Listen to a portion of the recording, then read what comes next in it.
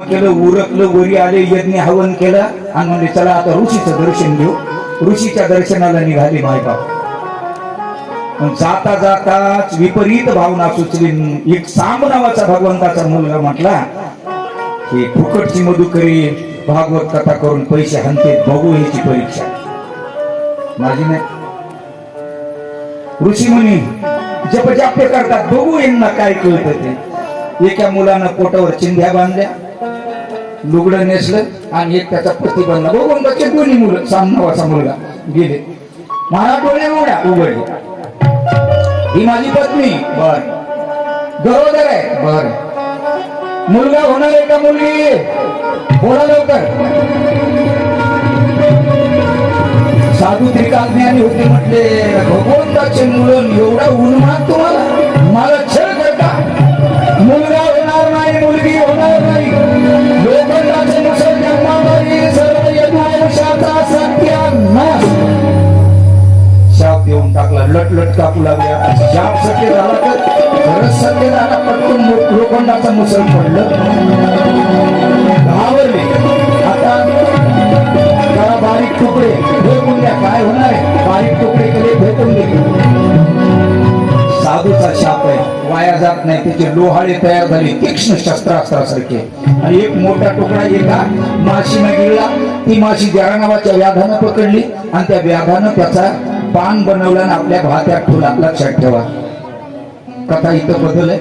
भगवंताला येऊन सांगितलं यदुवंशातल्या लोकांनी, आमच्या हाताने असं दुर्दैव घडलं, ऋषीचा शाप मिळाला, लोखंडाचं मुसल जन्माला आलं, बारीक तुकडे करून प्रभा क्षेत्रात फेकून दिले. आता काय होणार आहे? देव म्हटले, वेड्या हो, देवाचे मुलं जरी माझ्या वंशात जन्माला आलेले असेल तरी साधूचा शाप काना मात्रा सुद्धा चुकणार नाही, त्याचा बाधा होणार, लागणारच. देवा आता काय करावं? मुले जा पुन्हा दान धर्म करा, ऋषीमुनीचं दर्शन घ्या. जमलं तर जमलं, थोडाफार दिलासा मिळाला तर गेले. स्नान संध्यादी कर्म केलं, यज्ञ हवन केलं, ऋषीमुनीचं दर्शन गेलं. खेळ खेळू लागले प्रभा क्षेत्रावर. खेळ खेळताना मुलंच आहे, धिंगाणा करू लागले. धिंगाणा करता करता एवढा त्यांचा कलह निर्माण झाला. आता तिथं मारण्याकरता काही नाही. जायचं पळत, लोहाला दिसला शापाचा, उपटून आणायचा, मारायचा, मारला की मरून जायचं. सर्व यदुवंश एक शिल्लक राहिला. भगवान उदास झाले आणि भगवान उदास होऊन ऐकलं ते सर्व स्त्रिया आपल्या आपल्या पतीच्या देहावर सती गेल्या. यदुवंश समाप्त झाला. भगवान उदास झाले. एका पिंपळाच्या झाडाला वनामध्ये प्रभा क्षेत्रावर आले आणि टेकन देऊन भगवान बसले उदास, की ज्या वंशात मी जन्माला आलोय त्या वंशाचा सत्यानाश झालाय. आता मी राहून तरी काय करावं? उदास जीवन कशाला जगावं? जावं आपण अवतार कार्य संपुष्टात आणावं. भगवंतानं एक पाय गुडघ्यावर दिला, पिंपळाच्या वृक्षाला टाकला. टाकल्या जरा नावाचा व्याध बाण बनवलेला आला. शिकारीच्या शोधात शिकार दिसली नाही. भगवंताचा अंगठा चम चम चमकू लागला. काय हरणाचा डोळा तर नाही. बाण लावला, कानडी ओढली, बाण सो सो सो करीत गेला त्या व्याधाचा. भगवंताचा कळल्याला बाण लागला. भगवंतानं ते प्रथमे तणावर भार फेकून दिला आणि हाक दिली, हरी ओ.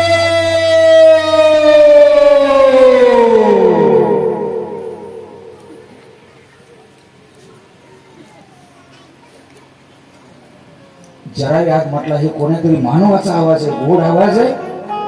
धावत गेला, बघितलं भगवंताला दशा झाली, पायाला बाण लागलेला आहे. करुण स्वरात म्हणतो, देवा केवढा मोठा अपराध केलाय मी. तेरे चरणों का महिमा सुना है प्रभू. तुमच्या चरणासाठी हजारो जन्म घेतले तरी चरणाचा स्पर्श होत नाही. त्या चरणाला मी बाण मारलाय प्रभू. कोणतं नरक भोगावं लागेल? तिथं कर्म सांगितलं मागच्या जन्मातलं. भगवंतानं तू दुःख मानू नको, मागच्या जन्मात मी राम होतो, तू वाली होतास. सुग्रीवाचा कैवार घेऊन निरापराध तुला मी बाण मारला. मागच्या जन्माचं कर्म मी भोगून सारलंय, मला तू बाण मारलास. कर्म भोगून सारलंय, आता चिंता करू नको. उपदेश केला, जळव्यात निघून गेला. भगवंताचा सारथी दारुक तो आला. भगवंताची दशा बघितली, कडकडून मिठी मारली, रडला, देवा मला सोडून जाताय का तुम्ही? मी येतो तुमच्या बरोबर. दारू तुझ्यावर जबाबदारी. जा. द्वारिका नगर 7 दिवसात बुडणारे पाण्यात समुद्रात आबाल वृद्ध बाहेर काढून ठेव. इंद्रप्रस्थाला नेऊन ठेवले. भगवंताचा दुसरा शिष्य गमनाला जाताय देवा, आता मी तरी कशाला राहू, मी येतो तुमच्या बरोबर. उद्धवाला उपदेश केला. उद्धवा, जोपर्यंत प्रकृती आहे, जोपर्यंत कर्म आहे, तोपर्यंत देह त्याग करता येत नाही तुला. जा. ब्रह्मज्ञान सांगितलं. 11वा स्कंद एकनाथी भागवत.